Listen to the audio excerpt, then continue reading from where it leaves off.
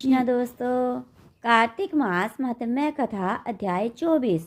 लिखवाओं से निज दया से सुंदर भाव बताकर कार्तिक मास 24वां अध्याय सुनो सुधाकर। राजा पृथु बोले, हे मुनि श्रेष्ठ, आपने तुलसी के इतिहास व्रत महात्म्य के विषय में कहा। अब आप कृपा कर मुझे यह बताइए कि कार्तिक मास में क्या और भी देवताओं का पूजन होता है, यह भी विस्तार पूर्वक बताइए। नारद जी बोले, पूर्व काल की बात है, सहज पर्वत पर करवीकर में धर्मदत्त नामक विख्यात कोई धर्मज्ञ ब्राह्मण रहते थे। एक दिन कार्तिक मास में भगवान विष्णु के समीप जागरण करने के लिए वे भगवान के मंदिर की ओर चले। उस समय एक पहर रात बाकी थी। भगवान के पूजन की सामग्री साथ लिए जाते हुए ब्राह्मण ने मार्ग में देखा कि एक भयंकर राक्षसी आ रही है। उसका शरीर नंगा मांस रहित था। उसके बड़े बड़े दांत, लपकती हुई जीभ और लाल नेत्र देखकर ब्राह्मण भय से थर्रा उठे।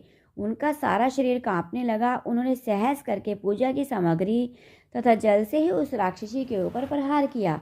उन्होंने हरि नाम का स्मरण करके तुलसी दल मिश्रित जल से उसको मारा था, इसलिए उसका सारा पातक नष्ट हो गया। अब उसे अपने पूर्वजन्म के कर्मों का परिणाम स्वरूप प्राप्त हुई दुर्दशा का स्मरण हो आया।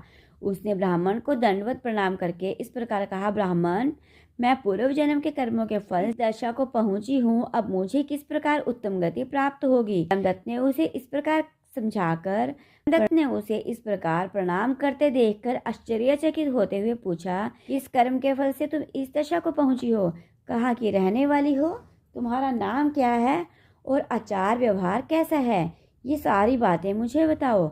उस राक्षसी का नाम कलहा था। कलहा बोली, ब्राह्मण, मेरे पूर्व जन्म की बात है। सुराष्ट्र नगर में भिक्षु नाम एक ब्राह्मण रहते थे। मैं उनकी पत्नी थी। मेरा नाम कलहा था। मैं बड़े क्रूर स्वभाव की स्त्री थी।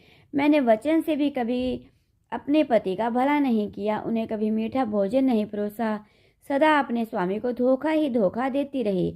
मुझे कलह विशेष प्रिय था, इसलिए मेरे पति का मन मुझसे सदा उद्विग्न रहा करता था।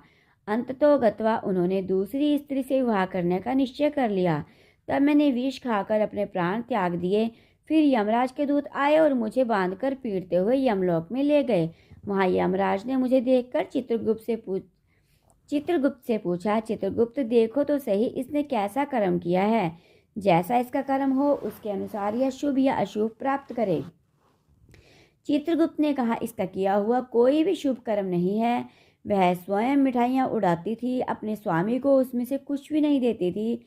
इसने सदा अपने स्वामी से द्वेष किया है, इसलिए यह चमगादड़ी होकर रहे तथा सदा कलह में ही इसकी प्रवृत्ति रहे। इसलिए यह विष्ठा भोजी स्कूरी की योनि में रहे। जिस बर्तन में भोजन बनाया जाता है उसी में यह सदा अकेली खाया करती थी। अतः उसके दोष से संतान का भान करने वाली बिल्ली हो। इसने अपने पति को निमित्त बनाकर आत्मघात किया है, इसलिए यह अत्यंत निंदनीय स्त्री प्रेत के शरीर में भी कुछ काल तक अकेली ही रहे। इसे यमदूतों द्वारा निर्जल प्रदेश में भेज देना चाहिए। वहां दीर्घ काल तक यह प्रेत के शरीर में निवास करे। उसके बाद यह पापिनी शेष 3 योनियों का भी उपभोग करेगी। कला ने कहा, विप्रवर, मैं वही पापिनी कला हूँ। इस प्रेत शरीर में आए मुझे 500 वर्ष बीत चुके हैं। मैं सदैव भूख प्यास से पीड़ित रहा करती हूँ।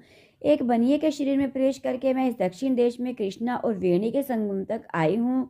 ज्यों ही संगम तट पर पहुंची त्यों ही भगवान शिव और विष्णु के पार्षदों ने मुझे बलपूर्वक बनिए के शरीर से दूर भगा दिया।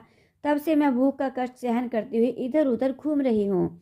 इतने में ही आपके ऊपर मेरी दृष्टि पड़ गई। आपके हाथ में तुलसी मिश्रित जल का संसर्ग पाकर मेरे सब पाप नष्ट हो गए हैं। द्विज श्रेष्ठ, अब आप ही कोई उपाय कीजिए। बताइए, मेरे शरीर से और भविष्य में होने वाली भयंकर 3 योनियों में किस प्रकार मैं मुक्त होंगी। कला का यह वचन सुनकर धर्मदत्त उसके पिछले कर्मों और वर्तमान अवस्था को देखकर बहुत दुखी हुआ। फिर उसने बहुत सोच विचार करने के बाद कहा, धर्मदत्त जी के कथा का वर्णन 25वें अध्याय में मिलेगा।